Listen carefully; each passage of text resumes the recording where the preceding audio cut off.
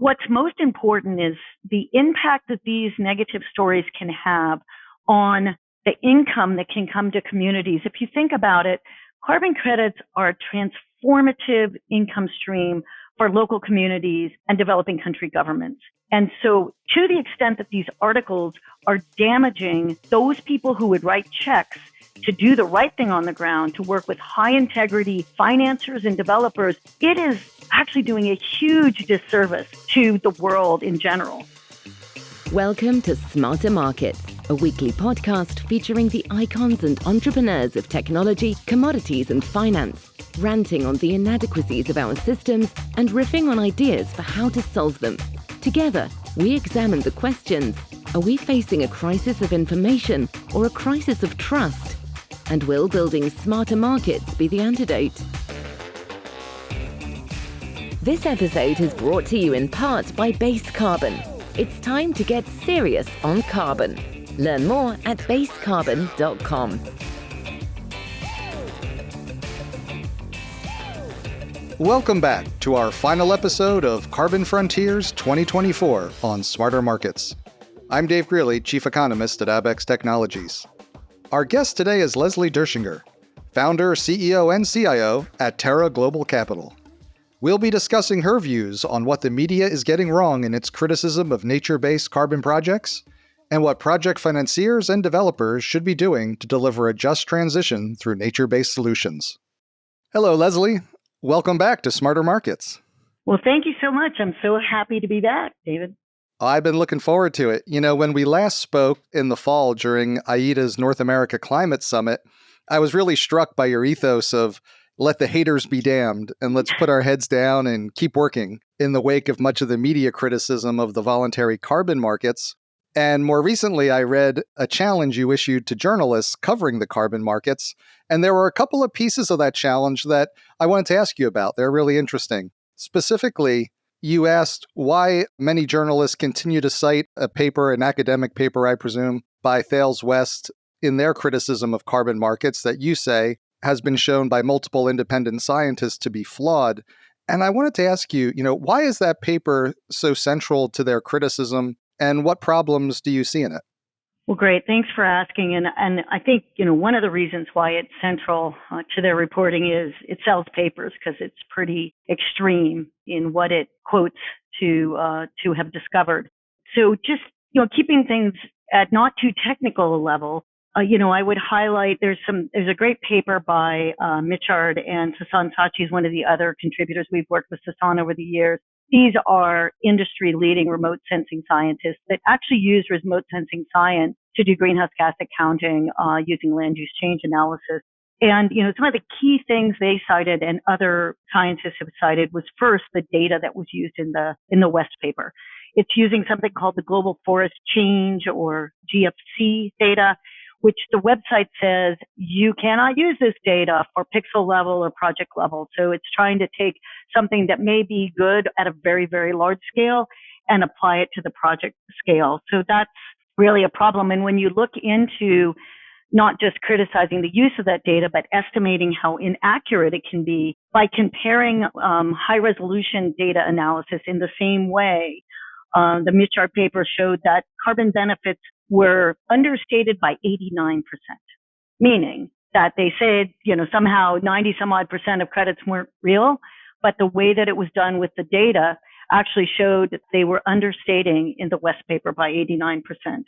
There's a couple other things, not to get too geeky, but there's this concept of synthetic control that was used in the paper, which is basically, let's take these areas and compare to the project areas. But those synthetic control areas were taken at random.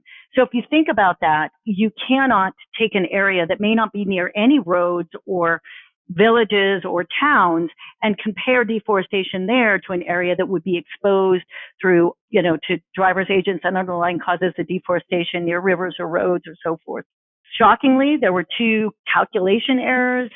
And then the sample size was not random, and it was fairly small given the number of over 100 projects that are out there. So those are sort of the main problems that are sort of, against the, reality of what's in the West paper, which is, like I said, what most journalists are drawing from. Right. And in terms of what people draw from, I'm curious because, you've been doing this a long time. And I imagine you have a good sense of the research work that's been done on projects. I think you founded Terra Global back in 2006, if I'm right. So when you see certain works getting cited, do you ever have like in your mind, oh, why are they looking to that paper instead of all these other ones?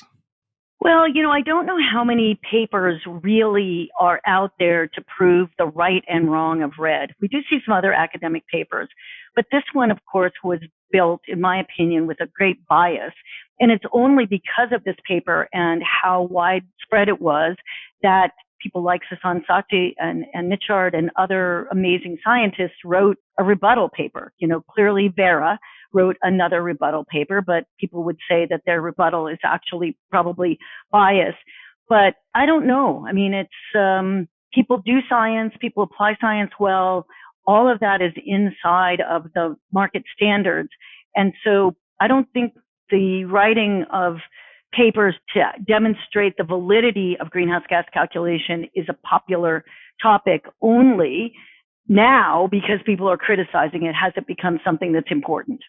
And there was another aspect or an element of the challenge that you issued, which is you asked that why, with over 100 Red Plus projects on Vera's registry alone, does coverage always seem to focus on 2 to 3 and extrapolate from these 2 to 3 projects that all red projects overestimate their emissions reductions. And I'm curious, what, if anything, went wrong with those 2 to 3 projects? And what do you think makes them unrepresentative of the rest of the work being done on Red Plus projects? Well, it's kind of a difficult question because it is a pretty small sector. And in answering it, I don't want to disparage any one of my competitors or colleagues, but I can tell you that the first thing about red is it's never, especially avoided unplanned deforestation and degradation, it's never going to be perfect. We're dealing with rural, often below the poverty line communities. It's about changing behaviors and livelihoods. It's involving people of different cultures around the world that are not similar to ours. And there's a huge information asymmetry that we see in being able to implement and finance these projects using private sector climate finance. And so the 2 to 3 projects that are out there that we see all the time, it's like the Southern Cardamom Project in Cambodia, or the Kasagao Corridor Project in Kenya, or Kariba in Zimbabwe, or even Maya Dombe in, DRC. They pop up a lot on the list.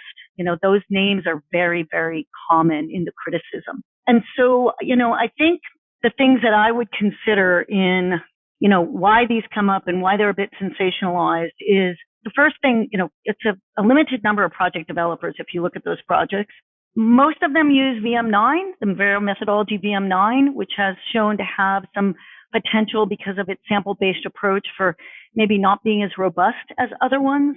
And all of these requiring community engagement. And when you think about community engagement, there's complaints about these because supposedly people were kicked off their land. There's a whole host of things that are even beyond the greenhouse gas quantification concerns that have been raised. But the thing about community engagement is it takes a long time, it costs a lot of money, and it's difficult sometimes. And so you have to have this ethos that the only way these things work is if the community is fully part of it, not just told about what's going to happen, but part of making it happen. And that takes time and is difficult. And then the last thing I would say is also about deal terms. From those of us that are in the marketplace, we get a sense of what deal terms, and deal terms that do not give the majority of the benefit to the underlying land tenure holders. And when governments participate and the participation of governments, they're not going to succeed. You can't be a developer and a financer and just ring the cash register for years when the people on the ground are not receiving the majority of those benefits. Yeah, we had a guest on an earlier episode in this series make the point that many of these projects, it's as much about social science as about the hard science. And absolutely, it really seems like getting the community involved is so key to these being successful. And, I wanted to ask you, kind of taking a step back and, people who aren't as steeped in the science of these projects and the social science of these projects, and they read articles with negative coverage, what would you want the readers of those articles to know that they may not be getting? Maybe the first thing is I think most of us that consume news have learned over time to be, to use our judgment and to hopefully be critical about the source. But you're never going to expect an everyday reader to know that the West paper is flawed in the way it is. So I would just say to keep in mind that they're biased. But what's most important is the impact that these negative stories can have on the income that can come to communities. If you think about it, carbon credits are a transformative income stream for local communities and developing country governments. And so to the extent that these articles are damaging those people who would write checks to do the right thing on the ground, to work with high integrity financiers and developers, it is actually doing a huge disservice to the world in general. And in my opinion, these articles are effectively stealing income generating opportunities from some of the poorest people, poorest countries in the world. I would hope if I were speaking to journalists that they would focus more on the intricacies and opportunities in the sector and the practices and the commitments that many people are making for continual improvement, because none of this is perfect. It all will continue to get better and the results will be greater. But I don't think that sells papers, so I may be just dreaming that journalists would take that to heart. Right. Well, I'd like to shift gears with you now and go from, what some people are saying about the projects to focus on, what you're doing with the projects. And I know at Terra Global, you've recently published a white paper titled Delivering a Just Transition Through Nature-Based Solutions. And I remember when we talked at the North America Climate Summit last fall, you were discussing, that you were contemplating writing a paper on that topic. And so I'm curious, what motivated you to put this paper together? Well, I really appreciate you bringing up and asking. And you can see we met in September of last year, and it took us, I think, till January to get it out. It's been super busy. But the reasons we were motivated to write this thought leadership piece or white paper, as you called it, is there's been a lot of talk about integrity and not a lot of definition around integrity. And so what we thought was really important is a couple things that we hoped we did in the paper. Number one was to really underscore the imperative for asset owners and for corporates to allocate capital to nature-based solutions. And that if we don't, we have no chance to have a just transition to net zero. Because if you think about it, nature-based solutions are close to 20% of all global emissions. And what is needed to finance the change to more sustainable practices is estimated to be somewhere between $200 and $500 billion. And now it's estimated we're only investing, say, $35 billion. So the first thing was like, hey, put your money where your mouth is. If you want to make sure that we have a really robust approach to emissions in the nature-based solutions sector, put your money where your mouth is. The second thing that we said was about, going back to this concept of integrity. We wanted to, as investors in nature-based solutions, private sector investors in nature-based solutions, we wanted to develop a framework that we think other investors could follow that would ensure that as you make investments, that they will produce a just outcome. And so those were the reasons that we wanted to do it, is to give some guidance on the ways in which we look at deploying capital to ensure that it does have the impact on the ground that we're hoping for on top of the climate impact. Yeah, and I wanted to ask you just, so people understand some of the terminology, how do you think about what makes a transition just? So what we did was we looked at a ton of really, really great research about trust transition in general. I mean, the concept started in the 90s in the US as we started to implement new environmental laws and making sure that those people wouldn't lose jobs because we were protecting the environment. It's certainly evolved from then, but what we did is we did a ton of research and we selected 9 criteria from sources like ILO, the International Labour Organization, Stockholm Institute, and IUCN, and put together 9 of these criteria that we believed were, if you achieved these, you would be promoting a just transition. Just a couple examples are things like prioritizing interventions at the most high-risk places in with high-risk communities, account for gender, promote decent jobs, both formal and informal jobs, provide the skills that are necessary. So we have these 9 criteria that we developed in the paper. And that's how we started the framework for just transition. And what, in your opinion, makes nature-based solutions so well suited to delivering a just transition?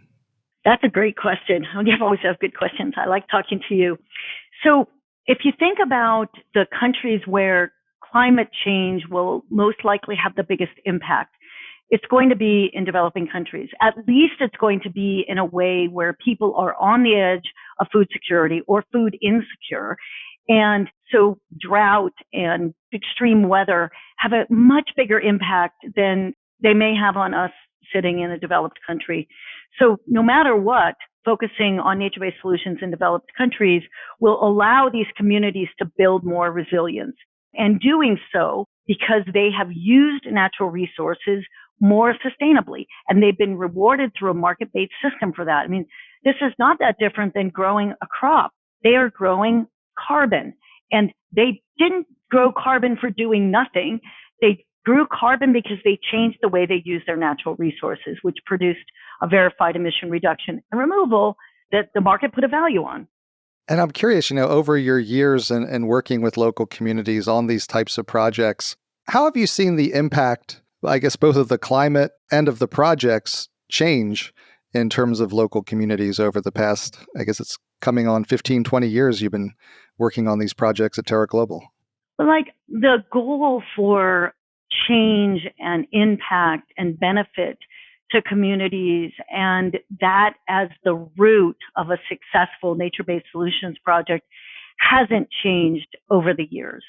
Anyone that's been in the business that's wanted to both make a climate difference and a community difference, but also produce a high quality, multiple benefit, verified emission reduction and removal, know that the communities need to be engaged, part of the collaborative work planning, part of the budgeting, and for them to have a fair deal when a climate finance transaction is done.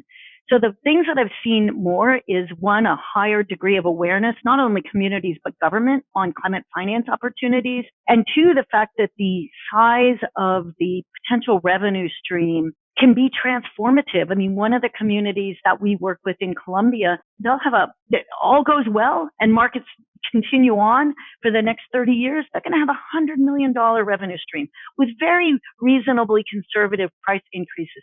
That's transformative for these communities. It's hugely, I think it's one of the best rural development tools out there. Especially as you put it in the context of, it's like another form of farming. They're providing that service. It's real work to help make the climate better. And you mentioned the role of governments. I'm curious, how do governments contribute to making these types of projects successful? So governments are key to nature-based solution projects.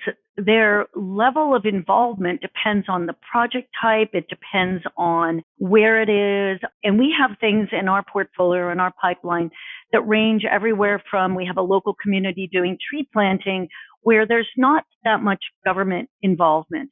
But for example, every single RED project we do, the government is either at a subnational or national level part of that, at least from a perspective of supporting the issuance of credits under a market standard, which does require government's participation and co-development for RED projects.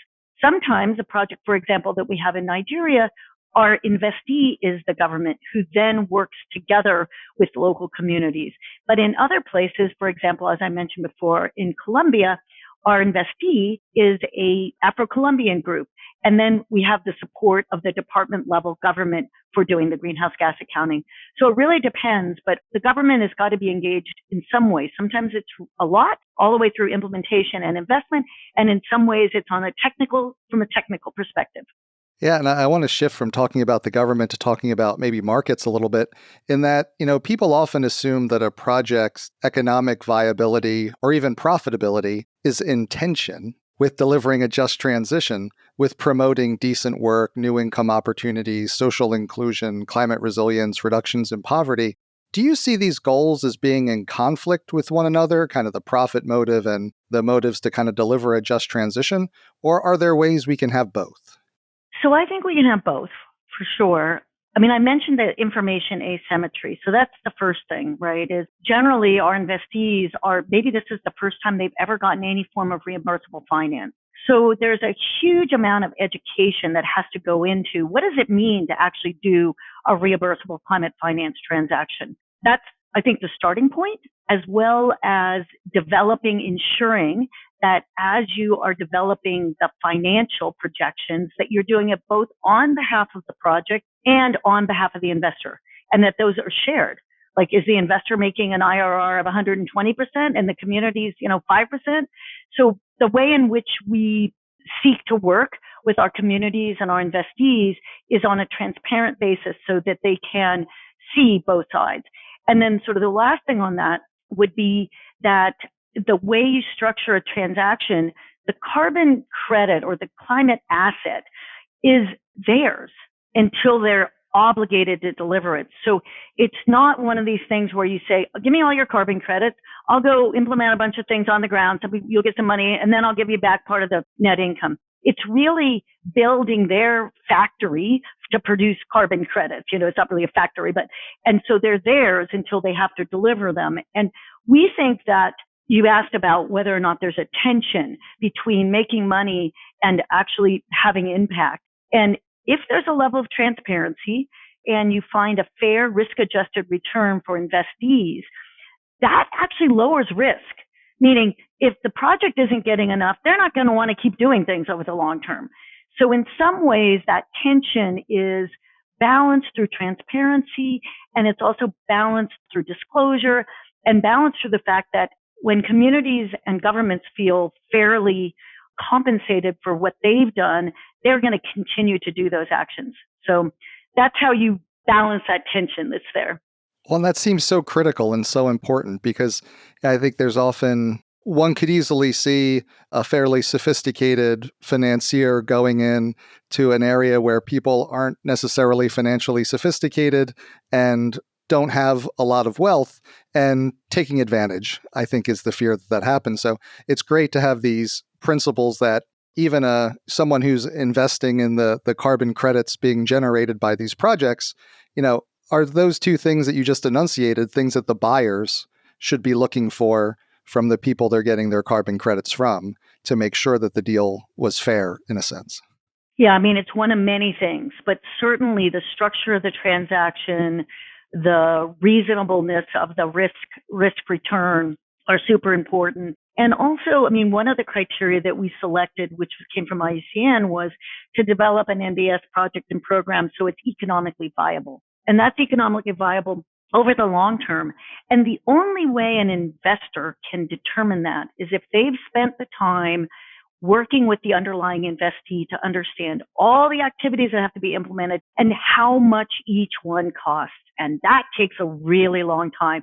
Now, of course, things change as implementation occurs, and with a good adaptive management, those plans are updated and those budgets are updated. But as an investor, if you don't take the time or have the expertise to build these long-term implementation plans and the budgets to go along with them and ensure the fiscal control that the money's actually spent on what it is that was supposed to be financed, then you have no way of actually knowing whether these are going to be viable over the long term.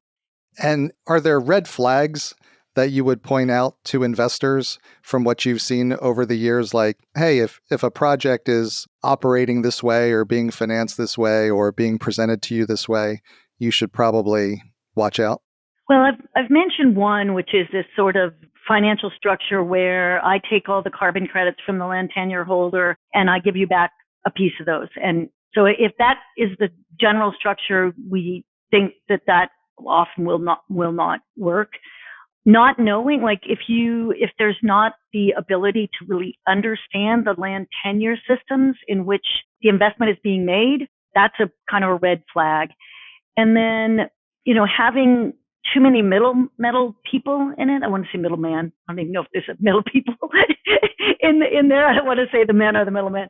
You don't want someone between the investment and then the underlying activities on the ground and the tenure holder. So that can create more risk is the concern there. And I want to ask you mentioned understanding land tenure. What's the issue there? I'm not familiar. Well, so in a lot of countries, although we are seeing countries really start to evolve their carbon-related laws, meaning how do you register? Can you register a carbon project? And how much do you have to pay in fees or taxes? Or who actually owns the carbon credits? We are seeing rapid, not always the best, but rapid evolution of laws around the world. But in the absence of those, which we have in most countries, an absence of who owns the carbon, the way that we analyze it is the carbon is owned by the people, the community, the local government that has the right to manage the land. In most cases with communities, the right to live there and to manage the natural resources. Because if they have the ability to legally harvest trees, then they should have the ability to not harvest trees and get a carbon credit. So when we talk about land tenure, understanding who has the rights, whether communal, individual, as managed by a local government, those are the things that are important to us and how we try to structure our institutional arrangements for our climate finance transactions. That's helpful. And I wanted to ask you, because I know in your paper you wrote and you mentioned a little bit earlier about a number of best practices for delivering nature-based projects that deliver on carbon emissions reductions and promote a just transitions towards our net zero goals. I wonder if you could walk us through, I imagine the list is probably lengthy, but maybe you could walk us through what you see as some of the key best practices that should be incorporated into nature-based projects. So as I was saying about the structure of the best practices for climate finance, what we did was we took those 9 criteria, some of which I gave examples of, and for each of the 9 criteria, we came up with 4 to 10 what we call best practice indicators that someone who is a NBS in climate finance investor might want to follow to be able to promote and to achieve that criteria. So let me take an example here. That I'm not going to do the jobs one because that's a pretty straightforward one. But if you took and looked at, account for gender dimensions of environmental challenges and opportunities, that's criteria 3. So some of the best practice indicators that we have under that are developing at the fund level. What we do is a gender and vulnerable populations policy for all of our investments. And then to include as part of our pre-investment, what we call investment readiness requirements, developing collaboratively gender action plans with each of the investees. And then to identify specifically, these are 5 different things we do, specifically in the long-term implementation plans, what are the activities that are going to benefit gender and vulnerable populations, and how are we going to focus them and engage them in those? And then the last one is ensuring that the monitoring of those results for the gender and vulnerable populations is robust. And then, of course, including that in adaptive management. So again, we have each of these 9 criteria, and we take and create best practice indicators under each one.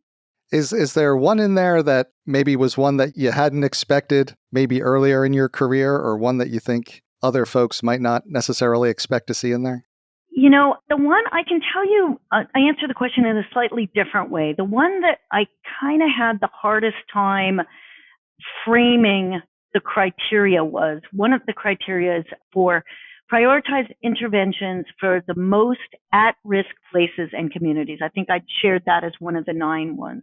So as an investor, you would think, well, shoot, why am I going to go to the most at-risk places and with the most at-risk communities? You know, I want to do good with my funds, but I also want to make sure I can generate a fair return for my investors, right? So this one was kind of difficult to come up with the indicators that I think balanced our obligations to investors, but ensured that we made the biggest climate and community impact.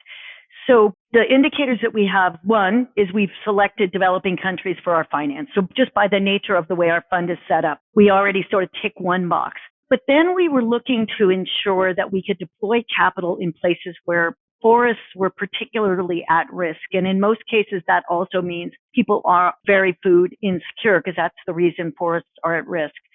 So being able to make a decision to allocate to an area within a country that has the greatest threat to deforestation was one of the indicators that we had. And also the types of carbon projects that we finance, looking a lot at avoided unplanned deforestation degradation, because if there's no threat, there's no carbon credit. So that was an easy one. We said, well, shoot, here's a place that has huge deforestation rates that are going to seemingly continue into the future. And so we're going to focus on those, particularly those that are subsistence-based driven. And then, we worked hard to figure out how we might use things like political risk insurance to reduce the risk in countries that may have higher risk, just country level risk than we would otherwise want to take. I'm not sure that answers your question, but that gives you an idea of one of the criteria that we thought was important, but was hard to find the balance between delivering on that and ensuring that we could deliver a fair risk-adjusted return to our investors. Right. And, I wanted to ask you, because we kind of started the conversation with some of the unwarranted criticism of carbon markets, but I'm sure as long as you've been in carbon markets, there have been differences of opinion that are strongly held and controversies and debates. And so, leaving the haters aside, I was wondering if you could share your perspectives on what are the disagreements and debates that you think we should be having if we want to improve today's carbon markets to meet tomorrow's net zero ambitions? Well, for sure, the discussions and debates should be centering more around how can we collectively implement continued improvement, right? How do we, nature-based solutions projects and programs are all spread across the world. There's some that are doing a fabulous job. There's some that are doing not such a great job. How can we promote more continual improvement? The other thing for me that I think is got a lot of kind of lip service, but it's not done yet, is around transparency. You hear a lot about digital MRV, and you see standards and organizations trying to provide that.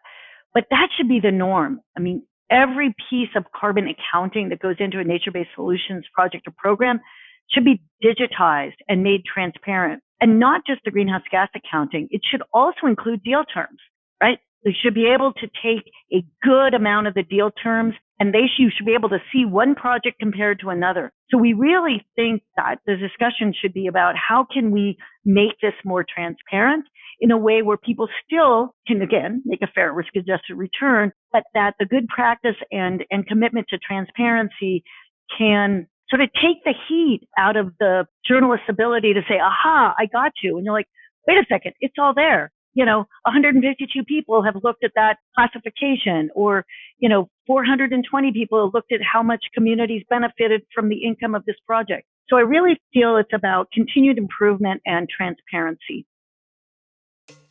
Thanks again to Leslie Durschinger, founder, CEO, and CIO at Terra Global Capital. We hope you enjoyed the episode. This concludes our series, Carbon Frontiers 2024. We'll be back next week with our new podcast series, The Future of Energy. We hope you'll join us.